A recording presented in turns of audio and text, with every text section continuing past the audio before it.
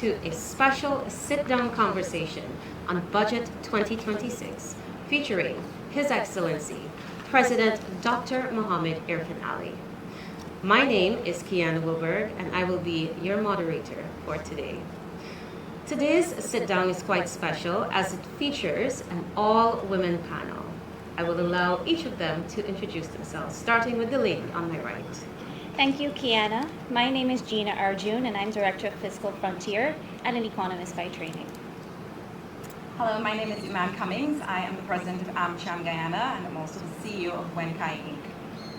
I'm Kathy Smith. I'm the president of the Georgia Chamber of Commerce and Industry, and I'm also the vice chairman of the Private Sector Commission. And my name is Rosalind Rasul. I'm the head of the diaspora unit at the Ministry of Foreign Affairs and International Cooperation. Thank you very much, ladies. I want to kick off our conversation with His Excellency. Mr. President, Budget 2026 focuses on people, prioritizing people. But I want to hone in on vulnerable groups.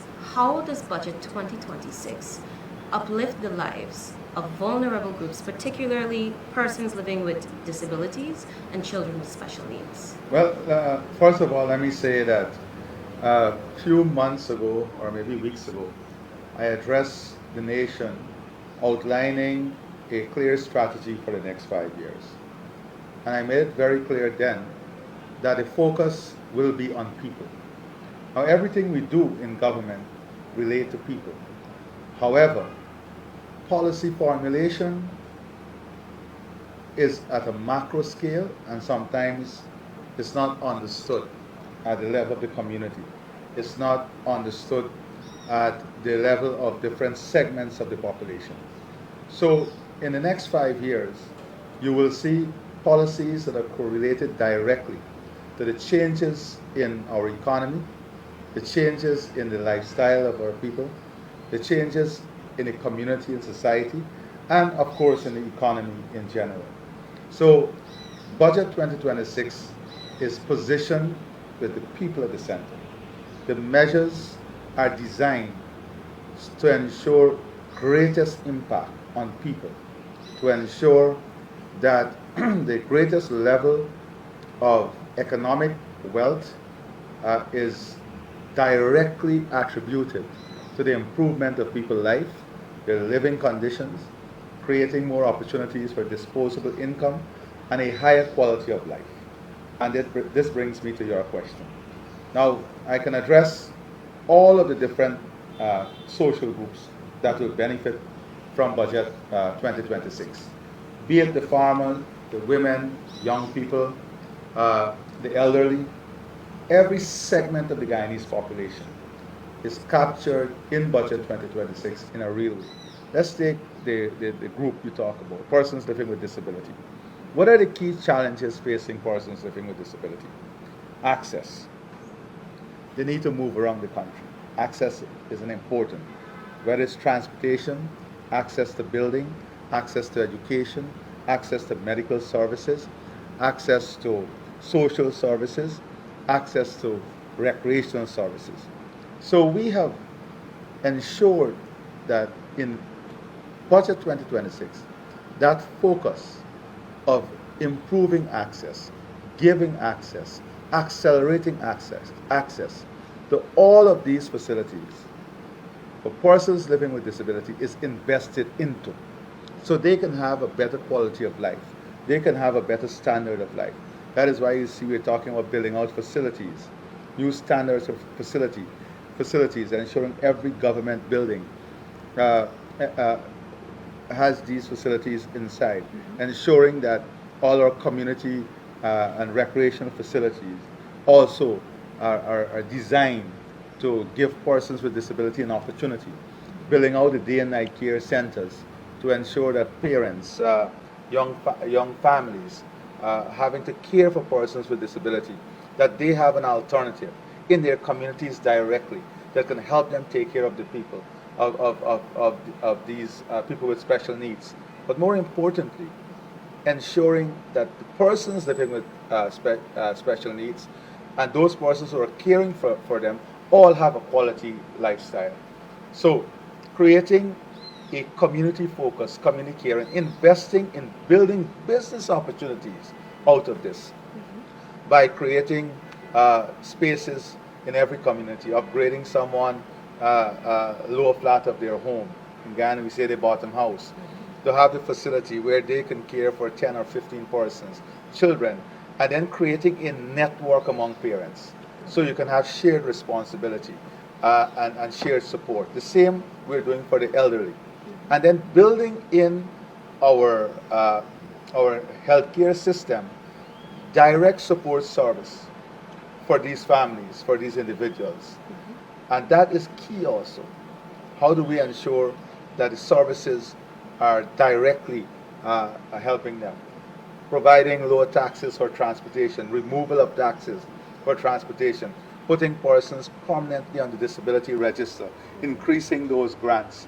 All of those are ways in which Budget 2026 will accelerate, and it will continue to accelerate over the next 5 years, direct support for persons living with disability and other vulnerable groups. As I said, as the conversation go on, we can talk about indigenous people, how we are creating wealth in every community. Look, for example, the Ghana Digital School. That now supports learning from home from every single student.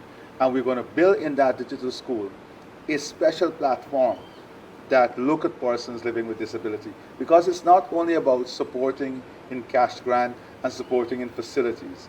It's supporting an entire ecosystem that gives them a better quality of life. And that is what it's about. Mr. President, just to follow up on the second part of my question, and that pertains to children with special needs education. Now, that has been a central point of your government's manifesto. Can you talk about how Budget 26 starts to answer that promise? So, we have a number of initiatives. Let's start with the special needs schools. So we're building out special needs schools in every single region. And these are modern schools. We are paying attention to paying teachers, not only paying teachers, but training teachers to deal with special needs children, because they take a different skill set, different level of patience. Right. We are also employing more persons to provide support services in our school system. And just like people living with disability, we are also building out these facilities in every community. So we'll co-invest. Budget 2026 earmark resources to co-invest with persons. So we have a number of persons with degree in social services, for example, Yes. In special needs education. Here is where you can become an entrepreneur, where the government will support you by co-investing and you creating a special space for special needs children. And not only as a teaching institution, but a care institution. And in exchange for that co-investment, we expect you to have a rate that is affordable Yes. from all parents. So it's accessibility again. It is bringing structure to it. It's bringing predictability to it. Children and the parents too. Sometimes one of the parents, you may have professional parents with children that require special needs and special need education. One of that parent would have to give up their professional life, sometimes to take care of that kid full time. Just give both parents to pursue their professional life, knowing that the system is being built to take care of their children in a safe environment. So that's an example, for example, outside of, again, the grants, about the direct support in terms of disability benefits, special needs support for children. And as this evolves, remember we also have the special incentive for second job. But as this evolves, we're looking at a system that incentivizes the expenditure that a family would have to utilize to take care of these children, who are special in every single way. They're special to all of us. And in the 5 years ahead of us, you will see how this policy will continue to evolve. But in 2026, it's important for us to set the infrastructure, set the foundation and the basis through which this build out at a national scale. And that is what 2026 budget does for special needs children, persons living with disability, and the elderly. It gives us that accelerated impetus now to build out at a national scale this support mechanism for these groups of people. Thank you, Mr. President. Ms. Arjun? Yes, so Mr. President, you brought up a very critical point and you touched on opportunities for entrepreneurs, and I think that is really dear to my heart.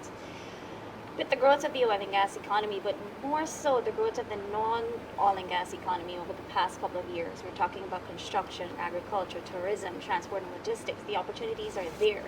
But having started my own business, and I think a lot of people can testify to this, is that access to finance really hits us in the face when we're ready to get started.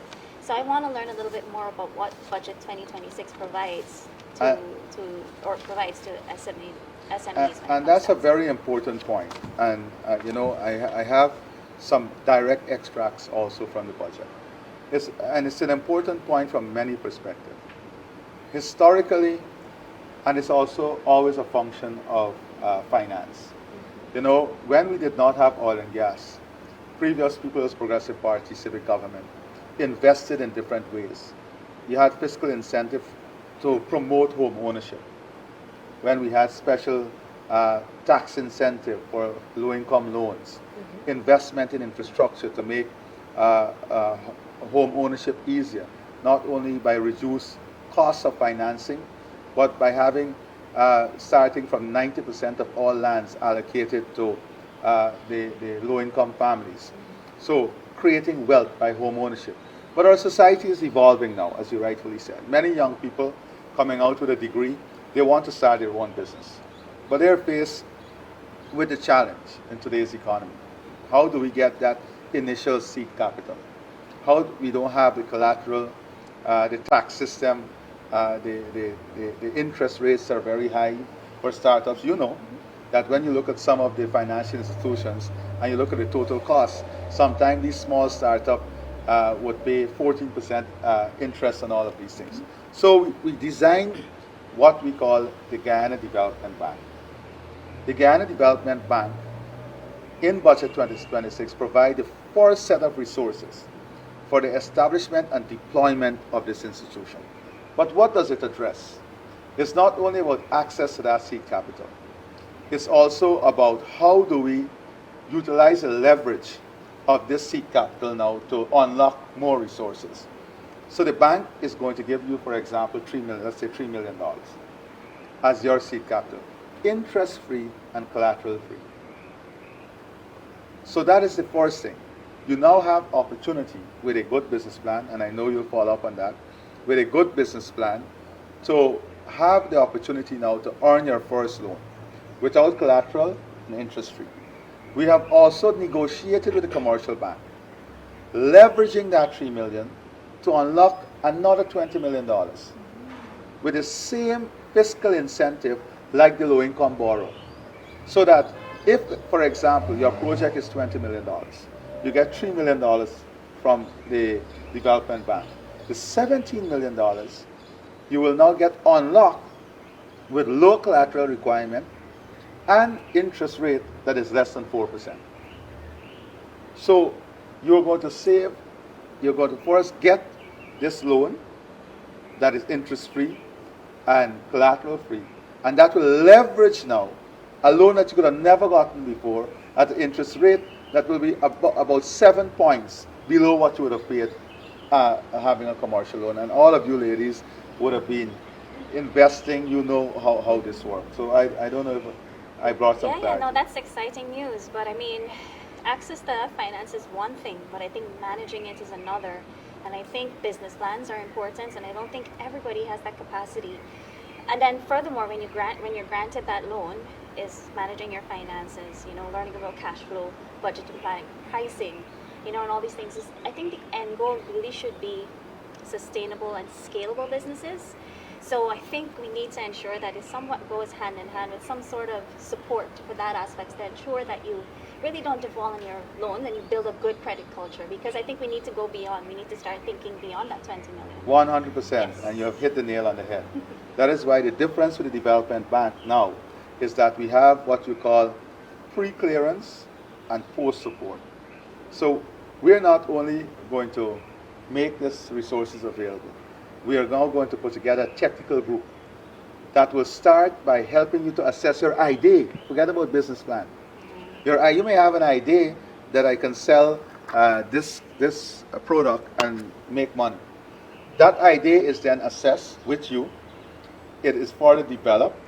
It is questioned, is inquired into, and then that moves to the development of a business plan. So we have a technical team that is part of the development bank, that is the most important team, that will help these individuals first to understand the basics of business, the basics of setting your financial goals and targets and managing your finances, but more importantly, developing your idea, coming up with a business proposal, and then helping you to present that business proposal. It does not end there, because that is all well and good. But after the loan is granted, we have a team that now take you post-loan in a hand-holding exercise to ensure that you're staying on track, to ensure that they help to monitor and evaluate what you're doing, to ensure they provide that management expertise, that technical expertise So it's to a help you full with. incubation system. It's a full incubation, but more than an incubation system. It is a financial architecture that support resilience and sustainability in the business development model. That is what the development bank does. So it goes beyond that into providing this. So it unlocks resources, give you first-time access, integrate the support, technical support services, entrepreneurial training, budget training, managing finances, and then the hand-holding exercise in making your business successful and working with you to ensure that critical decisions and critical support is provided for a critical decision. So you may have, let us say my business is to package some fruit, and then I'm met with, as soon as I open the business, there is a drought and the fruit is not available. That type of support, unlocking that technical support that would ensure the success of your business, because at that point you might need to change your procurement plan, you might need to change your source market, and that support is going to be there to help through this process. Just giving an example. Thank you. Ms. Cummings? I think that you've outlined the key measures that would really drive sustainable development here in Guyana. Guyana is widely, as we all know, recognized as the fastest growing economy in the world. It's the buzz in every boardroom in Guyana and diaspora. And I think one of the issues that come up is this topic of inclusive growth. How do we get young people, how do we get Guyanese to be a part of this, to have equity in this growth? And those measures that you outlined there with the development bank, and reducing hurdles such as collateral and high interest, and even the resources and support that are really needed to build a business and to maintain it, like you said, Gina, are important. I want to go back. I don't want this to be overlooked, Mr. President. I want to touch on what you mentioned about the community-led daycares and centers. I think that's extremely important. And that touches on a personal note for me. I was actually a teenage mother, and I went to school in Canada. But the only way I was actually able to attend university, I didn't have the resources at the time to pay those, inflated daycare costs. So you have the resources now. Well, I got the resources now, and a lot of young people, hopefully not too many teenage mothers as well, but a lot of young people will be able to tap into that here in Guyana. That is what allowed me to be able to go to school, because the government there was able to co-invest, subsidize daycares and centers to a certain degree. And that will change the game here in Guyana for a lot of women, single mothers, and young women. So, But I just want to add, I think it will change the game for community. I think all of the evidence out there leads towards these types of community-led development initiatives. So Absolutely. I think it also leads to a broader picture of equality in the country. Absolutely. I also want to touch on disposable income. Going back to that inclusive growth, going back to, Guyana being the buzz. People want more money in their pockets. Well, first of all, Iman, I want you to know, and you're an inspiration to many young women. So, and it tells the depth of someone, character and love for community, when you can give your personal experiences and how you were able to champion that and become such an enormously successful person in our country and globally. But I want to say, and it's young women like you guys also, we're looking to help us, because this is about all hands on deck and how we use your experience and your portfolio to build smaller portfolios. Take, for example, just coming off of the question, you have one of your biggest problems in the restaurant business is prep. Now, you can create a number of small businesses by developing these small kitchens with the standards. And all they do is prep the seasoning, and restaurants can go and pick up their prep material there. You save time and everything. And you create a business opportunity out of that. So it's that hand-holding exercise. And that is why in front of State House we have a demonstration shade house that will show people how you can convert $300,000 into $1.8 million annually. And that is the type of work that we'll be doing together on this.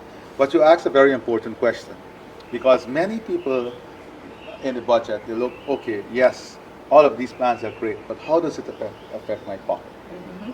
And Budget 2026, like so many other budgets, speak directly to the issue of cost of living, which I'll come to a bit later. But let me address your issue particularly. And there are different ways in which you increase disposable income. Cash transfers to a vulnerable group is important in any society. Important. But it is not the answer for national growth and development. So what are we doing?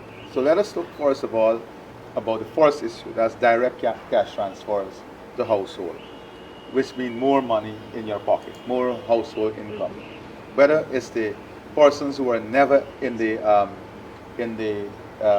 labor force, like the mother at home, who is now a part-time worker, that will earn $50,000 per month. That actually can repay your low-income loan, repay your low-income loan at the bank, and still give you $20,000 in your pocket. And that was never in that family. That cash was never there with that family. So you have those examples. But let's look first at direct cash transfers to household. You have the national cash grant that will go to every citizen, and that is $60 billion. You can look at it as $100,000 per person, 18 years and above, but the cumulative effect of that is pumping $60 billion into the pockets of persons, into the economy, into families. So that's the first one on the cash transfer category. Then you have the Because We Care cash grant. That is now moving to $60,000 per child. 206,000 children will benefit from this transfer. Moving to 60,000, 206,000 children would benefit from this. That's about maybe $12.4 billion, in excess of $12 billion. That's 60 and 12.4. That's $72.4 billion already of direct cash transfer. Then you have the annual transportation grant. This is now what we're introducing. The annual school transportation grant. That is $20,000. That's another $4.1 billion. So 60, 72, you're already at $77 billion with those three measures alone. $20,000 transportation grant. Then you have the one-off cash grants for a newborn. That is $100,000 for every new baby. $100,000 for every new baby. Then you have the old age pension that is going to $46,000 per month now. That is an annual cost of $52 billion of transfer to our old age pensioners. $52 billion of transfer to our old age pensioners. Then you have the annual transportation grant now that we're introducing to old age pensioners. That's another $20,000 per person. And then you have the public assistance program that is going to $25,000 per person. That's another $14 billion. So you're talking cumulatively about more than close to maybe $150 billion of cash transfer in a country with less than 1 million persons going out there. But addressing children, the elderly, the vulnerability that exists, and then persons 18 years and over, and even a newborn, which is vulnerability for some mothers in that initial couple of week expenditure. Right. So that is the first the disposable income you're talking about, more money in people's pocket. Then let's move now, and that is under the category, I will say, direct cash transfer. Let us move to tax relief, which tax relief is more money in your pocket, taking home more money. The income tax threshold, we already moved it to $130,000. We are now moving that to $140,000 in budget 2026. That is removing 5,000 persons from the tax register right away. That is removing 5,000 persons from the tax register. And that is putting billions of dollars, additional dollars, into the economy, into people's pocket directly. So you're going home with more money. So if you're working 140,000, you have no taxes. You take that home, straight home. Then you go to the removal of net property tax. Now you're all business people. Personal property tax on individual, net property tax on individual. You know this is a big deal. What, 7 point something percent? The removal of that. So so when you look at tax relief measures, I'm not even telling you as yet about the vehicles, making vehicle easier, vehicle ownership easier, because now you have complete tax write-off on the electric vehicle. You have fixed tax now on double cab open back, which is a productivity vehicle for productive use.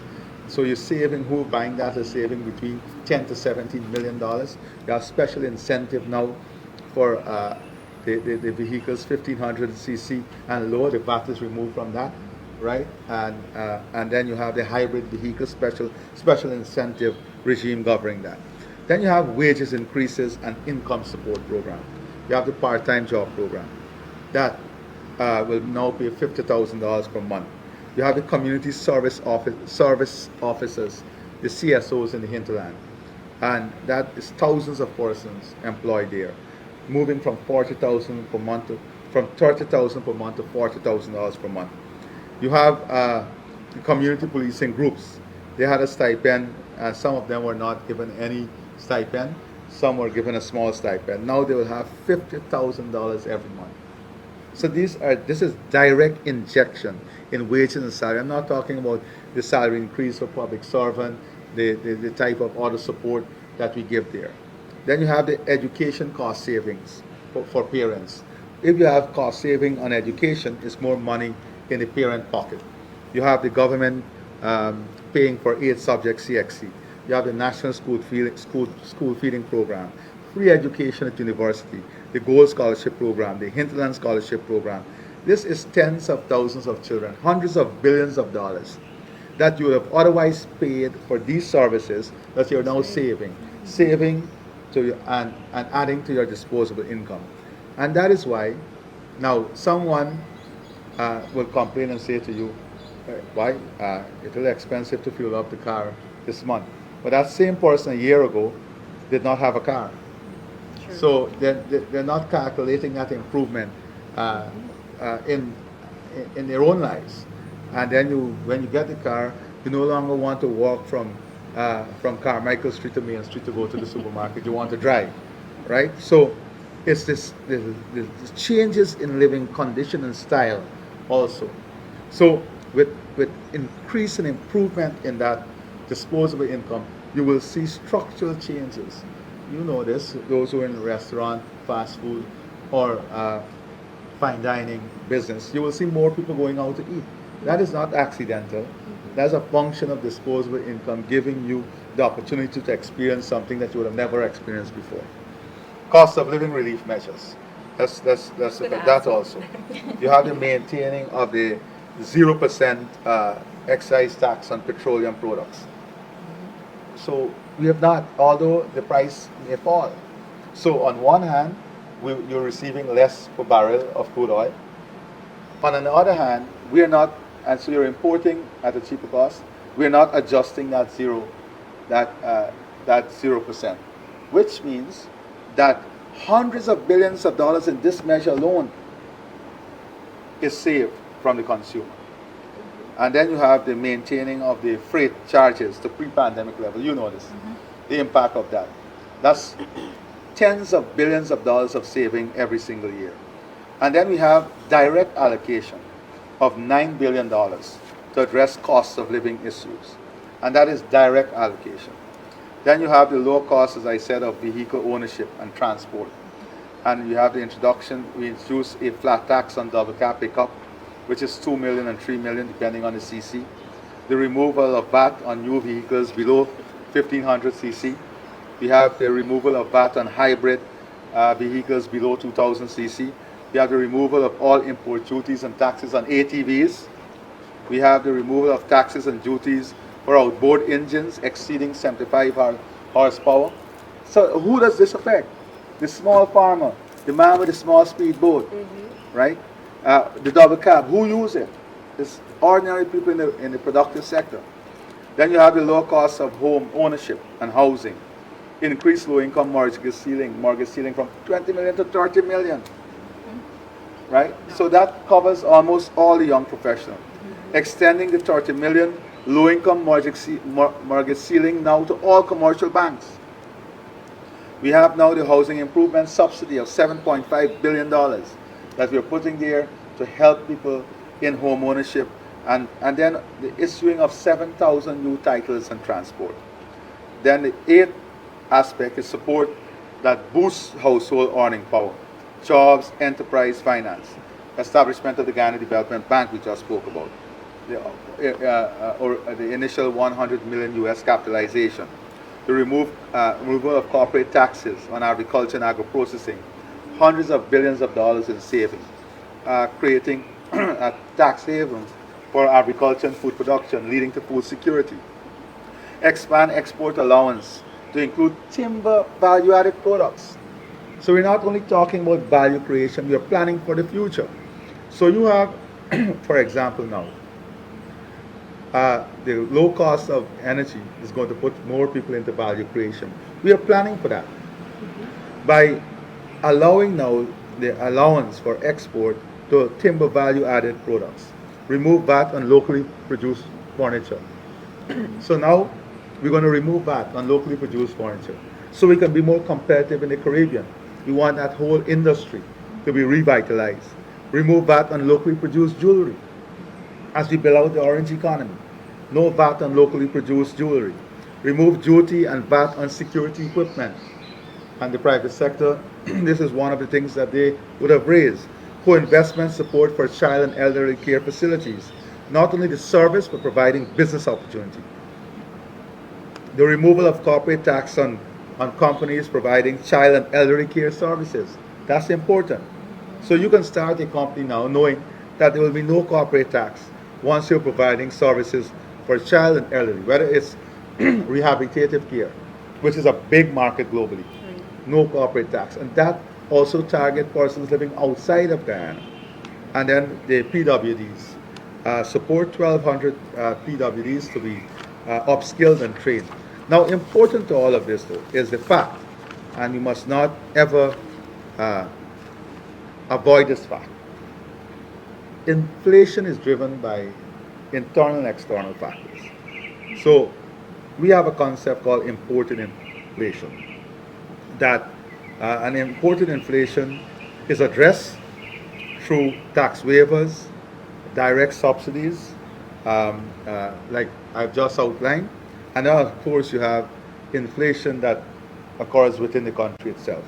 And if you look at our inflation ratio, it's the lowest, well, maybe the lowest in this part of the world, and among the lowest in the world. And every single financial institution has commended Guyana on the management of its inflation in this high growth, high intensity phase of development in our economy. Thank you. Very comprehensive response there, Mr. President. Ms. Smith? I don't want you to go back there, Mr. President, but just an observation. I want to believe that, talking about cash transfer, that Guyana might be one of the few countries in the world that is able to take care of our people from birth to retirement and beyond. Because if you listen to everything that was mentioned just now as it relates to how cash would be passed on, we're hearing about infant, we're hearing about retirement, and of course beyond. So I'm excited for our country. You know, I just wanted to say that. But just like Gina, I'm an entrepreneur. I'm a female contractor, and we have always been getting scrutinies, heavy scrutinies as to why the roads sometimes there are delay in the building of the roads. Some of the standards are not really met when they compare it to overseas roads that are being built. But when you do a deep dive, Mr. President, we have noticed that last year alone, around 3,500 small contractors were able to capitalize on building out community roads. And I'm saying to myself, why did the government decide to choose those small contractors? Why not say to ensure that we speed up the development of Guyana? We can bring in international contractors, or right here, let the large contractors do the work. But why these small contractors that are now getting their feet wet, so to speak? Why did you invest in those? So that's an important question. We can have everything about development outsourced, or we can take a conscious decision to build our own capacity, and with that come risk, but tremendous opportunity. Create our own entrepreneurs and have most of the resources recirculated in our economy itself. Or we can just go and outsource everything. Tomorrow you can bring two big companies that will build out all of the community roads. How do we build capacity? How do we improve and upskill our own people? How do we create wealth? How do we create economic opportunity for new businesses? And that is the model we have embraced, because we want more Guyanese to participate in this development. We want more Guyanese to own things. We want more Guyanese to become prosperous. And with this building, greater ownership. And if you look, you're doing, let's say, $400 billion of work. $5 billion might have these difficulties, but nobody's looking at the 495, and you know this. So if we did not take this approach, you would not have developed. So many other women-led businesses today would not have developed. So it was a deliberate approach to create wealth, enable opportunity, build capacity, and to build a wider, what I would call spread of wealth creation and economic opportunities. Now, to add to this method is the local content legislation. The same argument we can use. If we did not have the local content legislation today, thousands of local businesses have developed. And Gina, you were part of that. Thousands of local businesses. Iman will tell you that they interact with, and you of course, thousands of small businesses, many of which are women-led today, that would have gotten an opportunity, or we say in Guyana, a break in life, because of that one policy. So too, many of these small contractors are now having, to the extent that all of our workers who are in Barbados, Antigua, all are coming back home now, because it makes more sense at the rates at which they're earning here. But the bigger question is, how do we make this sustainable?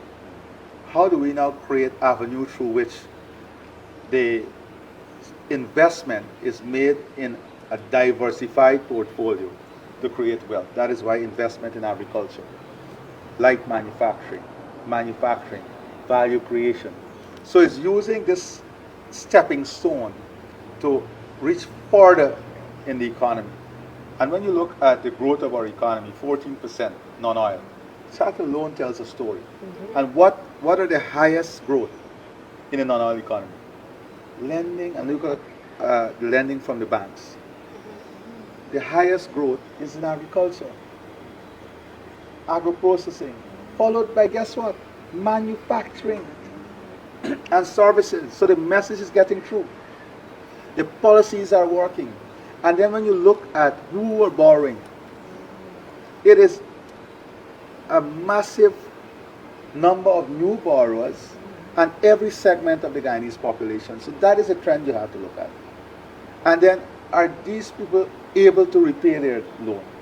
Guess what? In 2019, non-performing loan was 11%. Today it's less than 2%, maybe 1.1%. That's the figure now. And let's take a step further. You may ask, because it's riskier to lend in these new sectors, what is the capital adequacy ratio? Is it deteriorating? We're still not even utilizing half of what is the standard and where we can be. So that tells you a story of sustainability, resilience, wealth creation. That is why we've adopted that policy. And something I've noticed, Mr. President, that But maybe if I can, in this discussion, if I can ask you, Kathy, can you, maybe it's good feedback for us too, how has this policy helped young entrepreneurs or entrepreneurs from your perspective in the Georgetown Chambers? I can tell you my story, and I think that would be very authentic for a person to understand. I have started business in 2019 and with a regional partner, and it did not went well. For whatever reason, that relationship had to come to an end, and a bitter end, if I may. But what I was able to do in just below 2 years, I was able to get into a business by myself, brand new business. And me and my team decided to start to turn up our doors. And when we were turning up our doors, particularly in the private sector, a lot of people didn't want to trust us to do business with us. But we decided, you know what, let's tackle all the ministries. And when I started to go to the ministries, you're hearing things like, oh, I heard your name before. I heard what your company was doing. Oh, we have this project here. It's within this figure. Maybe you can bid for it, or maybe we can make an approval for it there. But the government, the ministry took risk with us. And then when the private sector started to see what we are doing with the government, then a lot of private sector individuals start to come on board. So sometimes I say to my membership, we are in competition with the government, whether we like it or not, as it relates to building out our private sector. We are in competition because the government now, and I like to use this term, well, not tit for tat, but you know, they're foot with us as we are getting the work done in the private sector. And we have decided to start measuring the membership growth at GCCI. We are a large base of micro, small, medium-sized enterprises. In fact, over 70% of our membership are women base. Like about 2 years was around 46%. We have seen that number for women-owned, women-led companies being pushed to 50% in total of GCCI. And when you look at them, most of them are doing government projects. The private sector projects, they're coming, but they're coming slow. And majority of the new members that are joining, they're women. And guess what? They are women in construction. They are building every little thing that you can think about building. Some of them said to me, Kathy, I'm cleaning drains. I am doing weeding and cleaning of government land. I am doing small roads, community projects. So it's an excitement for us, I think, for small businesses, particularly for the women. And I want to push a little bit here. I know one of the things that we were trying to protect, even at the private sector level, when we talk about maybe putting aside projects and percentage of contract for women, we were cognizant, Mr. President, that some of those businesses might be under the cloak of a man owning that business, but might want to push the wife or the female partner, right? So we were cognizant of that. But what we have seen is that actual women who have never had somebody invested in them before are turning up on project. So what I would love to see support, I know this is already happening, if we can say, you know what, for the women in especially in construction, if we can put aside some percentage of contract for them, but those are the women that are authentic, there's nobody behind them. Those are the single mothers. Those are the women who were in, let's say, working for a construction company and decide, you know what, I want to work on my own. So those type of women. And definitely, as we have the modernization of the procurement system and the layers and levels we're talking about, those are the type of discussions that we will have. That budget's 2026 point. But Gina, you trigger me to ask Gina a question, because it's good for you guys to speak a bit about your experience too. Look at the local content law that you were you so closely associated with. If you could give us your own experience and people around you as to how this law was and this policy was able to unlock opportunity for persons, and how people are actually making use of those opportunities from a government-led policy. So, Mr. President, prior to wearing the hat that I wear now, I worked with the Center for Local Business Development, who worked with over 5,000 businesses, small businesses, and almost every single one of those businesses were able to benefit from some sort of work through the oil and gas sector because of that local content legislation. I think it was an important piece of legislation. And I myself, I think because you're a locally owned company, you're given opportunities that I think that sometimes you otherwise might not have been afforded on, just because you don't have that reputation developed with these oil and gas companies. So they don't tend to trust you. So I think that legislation forces them to work with you. And I think we've lived up to their standards, because you can see them not only using businesses that are set out within that schedule of the prescribed services, they are using businesses outside of that schedule, locally owned businesses, that is. I think importantly, however, and I mean, I'll ask about what are the plans here in terms of the local content legislation, in terms of extending that schedule, but not only extending that schedule, but looking back at what defines a locally owned business, or what criteria is used for that local content certificate, just because I think as Guyanese businesses grow, Avoid abuse.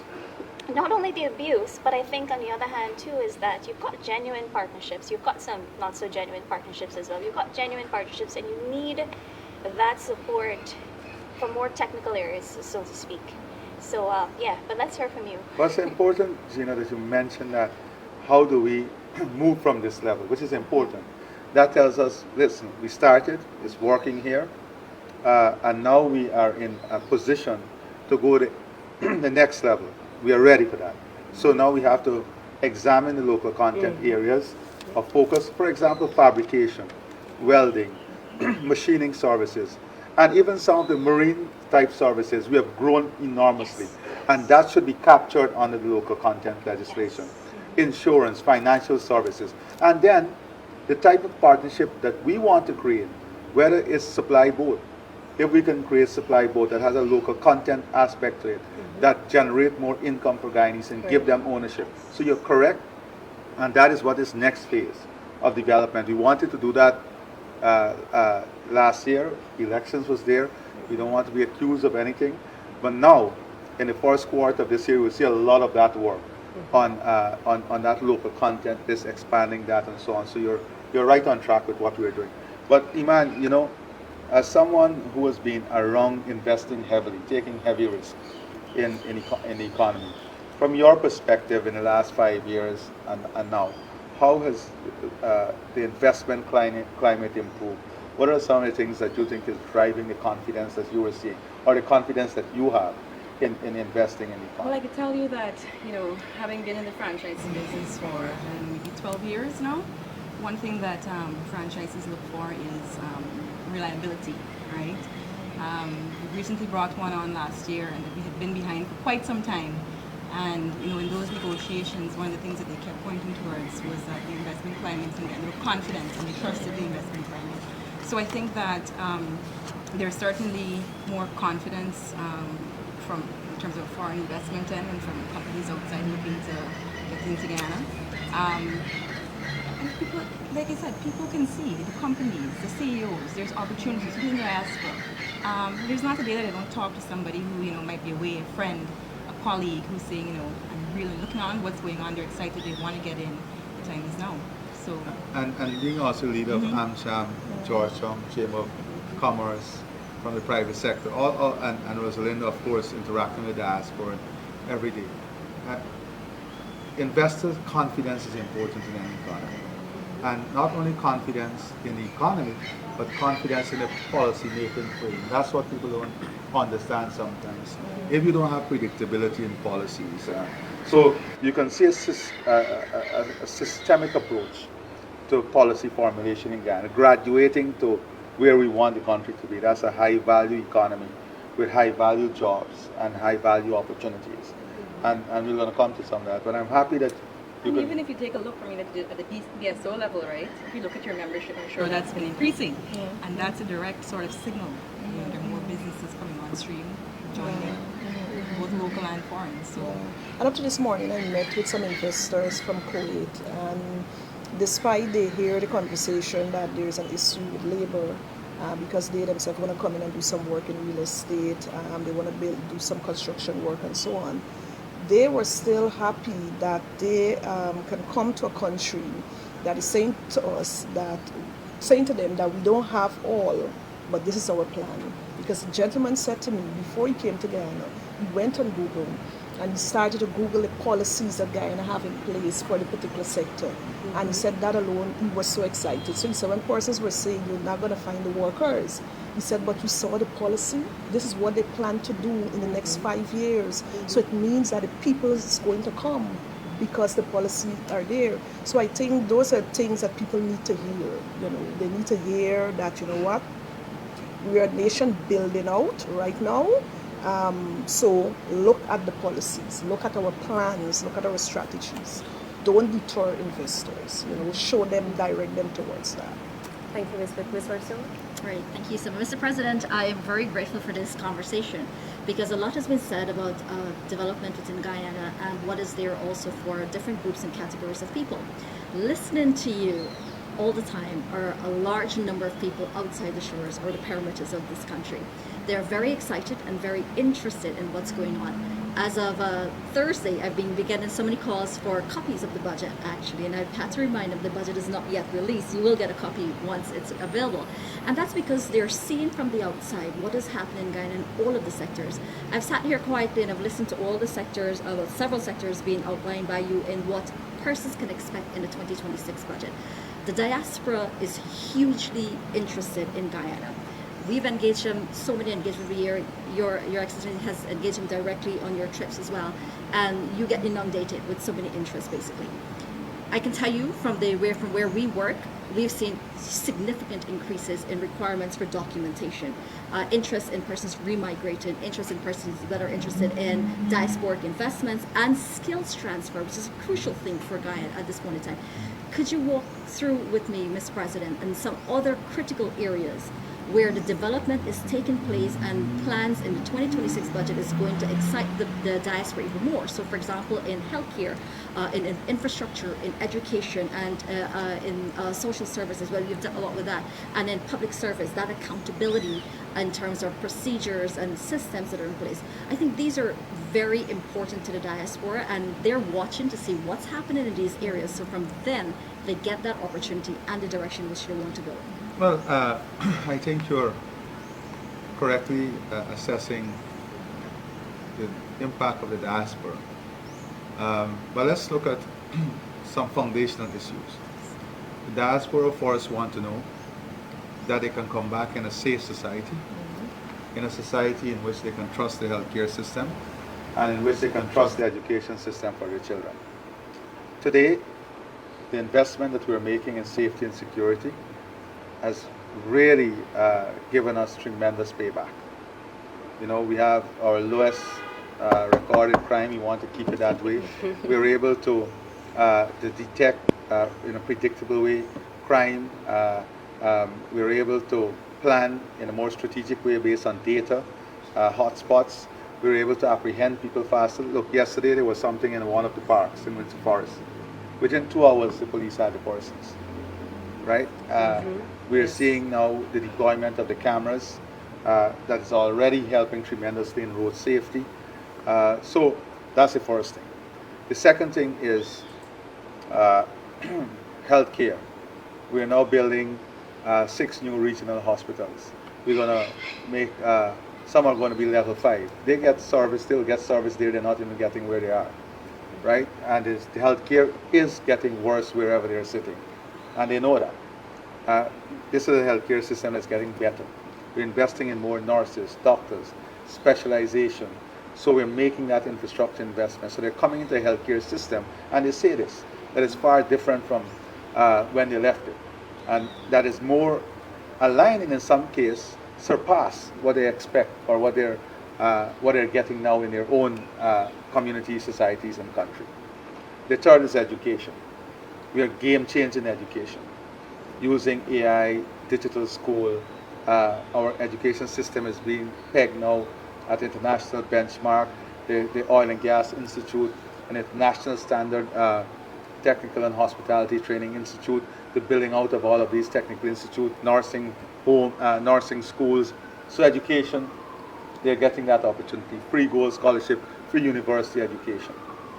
Then they have all the remigrant benefit that we already give them from the tax side. So the next big question is, okay, my home. And that is a big question. We can't service all of the diaspora housing requirement from Ministry of Housing.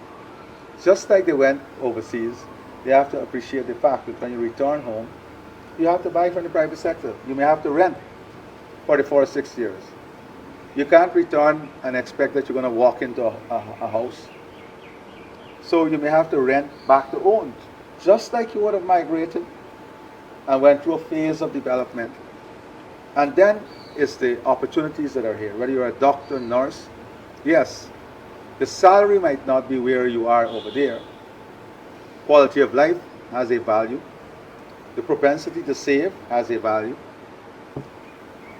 And we know that it's only going to get better. We know that it's only going to get better. When you start to do some forecasting, look at the income tax threshold of 140,000 now in 2026, and you do some forecasting, we might be outpacing ourselves in terms of that threshold limit pegged at US dollars in many developed economies. So that's the third thing, home ownership. I address jobs. Then, what are the opportunities? Yeah, so you have many Guyanese over there who have worked all their life and they have the certification in elderly care. Here's the opportunity to come here now. The government will even co-invest with you. You have the opportunity now to have tax-free earning because we're removing the corporate tax to build out those facilities. Care for the elderly, children care facility, owning local hospitals, no corporate tax. And then in Budget 2026, we are pointing to specific initiative where you don't need to come back now. You can invest in it and earn. The fertilizer plant, 1. 2, the bottling plant, the gas bottling plant. 3, we have the building out of consortium. And when we increase that list of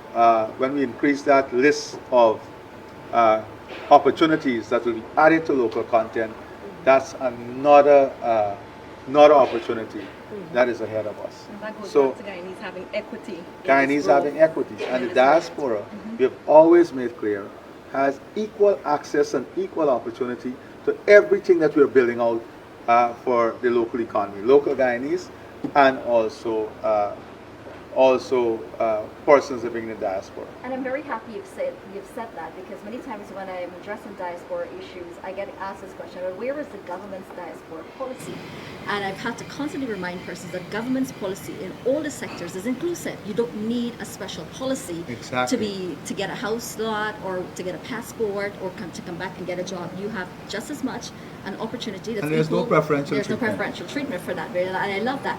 I can give you 2 examples. For example, I remember several years ago there was a gentleman who in the technical service came to my office and practically was in tears. He was at the point of checking in his investment because he said he's frustrated. We encourage him, stay on, let's work through the hurdles. That was several years ago, I think about 2022. And when I see him now, he's all smiling, and he said to me that his business in Guyana is actually paying his expenses in his host country. That's how incredibly well he's doing. We've seen a lot of other diaspora. And not cutting you, Rosalina, but I'm sure Kiana would know too, because she's like me. We like eat on the road. That's our favorite pastime. Yeah. Many food businesses, and this is not a fancy restaurant. Many ordinary food businesses are owned by Guyanese from the diaspora now. Yes. Today I met with 4 different groups that is telling me they're doing. I was once a Guyanese from the diaspora. Yeah, but you're in a different level of the market. You're in a different level of the market, right? Ivan. So, and I enjoy your food. But it's just that, look, these are ordinary Guyanese living who came back and they've gone into that level of business and are finding it highly successful, right? And I love the fact that they can come back and because we have a lot of stories and testimonies that we can share with the public, and we've shared this in our diaspora outreach. Mr. President, we have seen huge interest from the diaspora to return to Guyana, literally return to live and to work.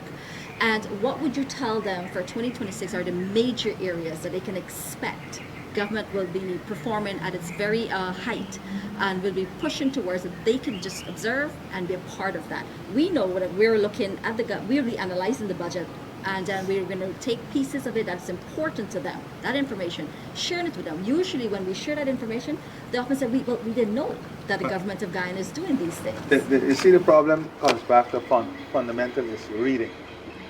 So, take for example, we launched this project for hinterland airstrip to finance and build. You may have a group or consortium who can come and work with the local contractors to provide the financing and build the airport and at the interest rate.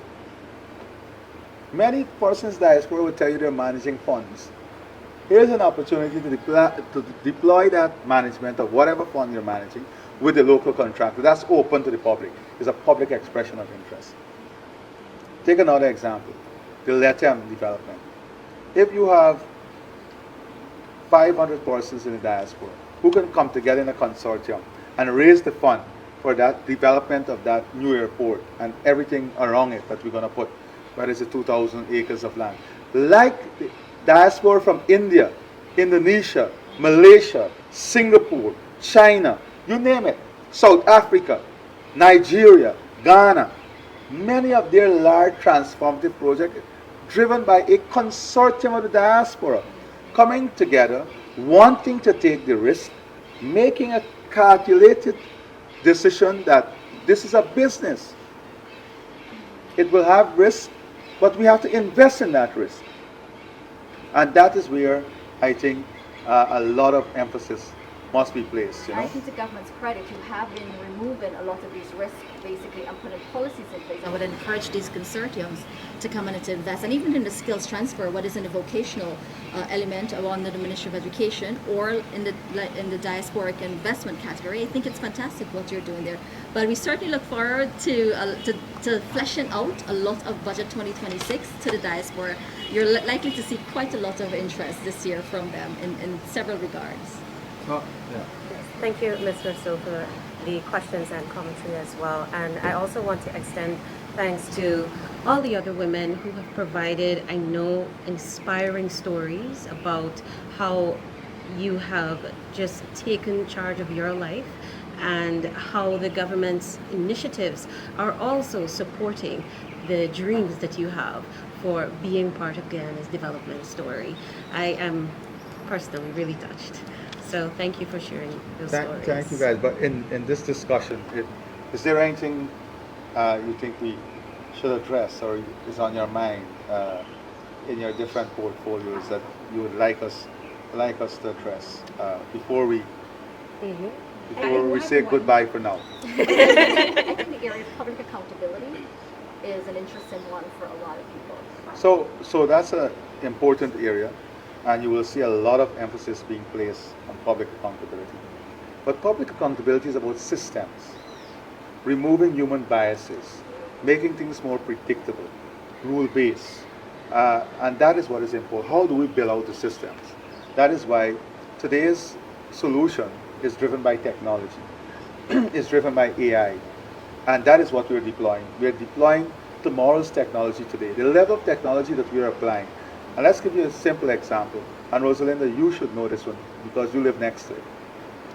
We have just established a government service center in Lenora. Things that used to take people 3 and 4 weeks, going from Region 3, 8 and 9 times in those 3 weeks, is now completed in minutes. That is correct. Whether it's marriage certificate, death certificate, birth certificate, passport, GRA services. I just saw the report on Sunday. The average time for a transaction is 4 minutes 35 seconds. That's incredible. And that is because of the technology, building more accountability, and having on my a dashboard system now, where people understand that it's not human, the system will evaluate your performance now. So it's system based, and we also have to move to to delivery type of incentivizing in the system. Now, take for example the cameras. The cameras would have issued tens of thousands of tickets.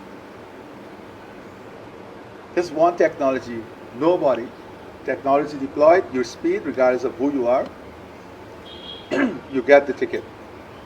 The ticket comes to your phone or to your address. You don't pay it, you get a code sample.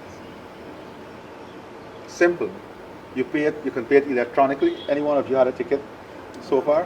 No. It's okay, Gina, you can say yeah. Maybe. Right? So, I give you an example. Someone was coming down the road the other day, and they were part of the a team coming down. We had an international team that's coming down, and the person got a ticket, and they were telling me how efficient the system was. That in minutes they got the notification, and they paid, and right away the notification comes back. So I'm very happy none of you got a ticket, but you can try getting one and see how the system works. Mr. President, I just want to, commend the efforts that are being taken for government efficiency. I think we have seen improvement. I can tell you that. I look forward to further improvement because, the reality is it still takes quite some time to get certain business done, but you can see the improvement. And I must say, for the first time in my life, I visited Georgetown Hospital a few weeks ago, and I got through in 15 minutes. While the very next day, I visited a private hospital. It took me half a day. And we get a lot of those comments. So, But Gina, all you guys are professionals. You know the biggest thing to change is culture. And this will take time. So yes, we are having these improvement, tons of improvement, but there's still a lot to be done. Look at the Auditor General report, and we have to look at the facts. You will see a reduced number of issues, and you will see a deliberate attempt being made to correct and fix all of the challenges and issues. So let me give you a simple example. In mining, we say I don't care how much gold you make. I'm happy if you're successful. All I'm asking, and the government is asking, declare the goal and pay the taxes. We have to take strong enforcement measures. Where we found hundreds of persons with zero declaration, but guess what? They have 5 excavators working. They've opened up large extent of land. So we say to them, it makes no sense, let's save you this problem. It makes no sense for you have to have 5 excavators and open up all of this land and making no gold. It's just damaging the environment. So we want people to be compliant. So accountability is also about all of us getting on the compliance mechanism and making the system work. and I was going to add too is just, with this whole effort by government to improve government services, I think we need to push private sector to improve their services as well. And you also talk about all of us getting involved, and I think one particular area that I've got a pet peeve about is garbage in the city and how it is. So I think private sector, while government is doing what they can, I think we've got to play a bigger role in ensuring that we keep our city clean. Yeah. And Gina, you raise an important point. When you want to build a national system, it has to be national standards. Yes. Not government alone, government, private sector, and everything else. It has to be a comprehensive ecosystem at work. Mr. President, I'm not sure if coming out in the budget we will see that happen, but Minister Vindia has been pushing for the private sector to kind of take on what she has created with the DMI Peer Center. And that is what we want. Right, so I have been reaching out to my members to say to them, you see that little room that you have there, you can remove those old furniture, remove those equipment, and you can create a safe space with the help of experts so that safety will be there. Members want to get on board. I know for me this is CSR, so it shouldn't even be about that. But just to help those managers and owners to support women and even men who want a space for the children to be, because we know once you know where your child or children is, you're going to give extra work to your employer rather than you got to leave to go pick them up. So is there any incentive for companies? So that's the co-investment. Yeah. That's the co-investment that we're talking about, where government will help to create that space, but in exchange we have to have rates that are affordable. And I can assure you that you women and a lot more will be part of this process, because government can't implement all of these massive transformation alone. You need the firepower behind you. And that's my last, if I may. I raised this the other day with a diplomat who invited me to have some tea with her. I guess That gotta be a British person. And during the conversation, something came up, and I was telling my other colleagues who were there that what I want for my country, what I wish if I had a special stick that I can give to my country, is for us to have patience in our development, for us to have a heavy sense of patriotism and love for country, right? But Kathy, not cutting you. I was having tea with a diplomat, and I said, and a person from the country, a very, very senior person from the country, was giving me a story. He said, you know, Mr. President, we made enormous improvement this year in the time taken for utility connection and construction permit for large-scale project industrial development. We made enormous improvement. I said, that's great. So how much time is it now? He said, we reduced it from 14 years to 10 years. Oh. You can research it. They reduced it from 14 years to 10 years. Large-scale industrial development. And sometimes, you know, we have to take the lectures with a pinch of salt. Indeed. Mr. President, I have just a quick question.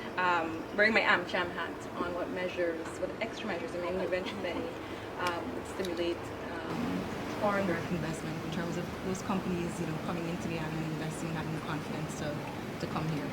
What signals that our doors are open? Well, the first signal is that there is no differentiation or differential. However, we encourage them highly to have a local partner. So there is no differentiation in our policy, and here is where we are different from most persons in this region and outside of this region.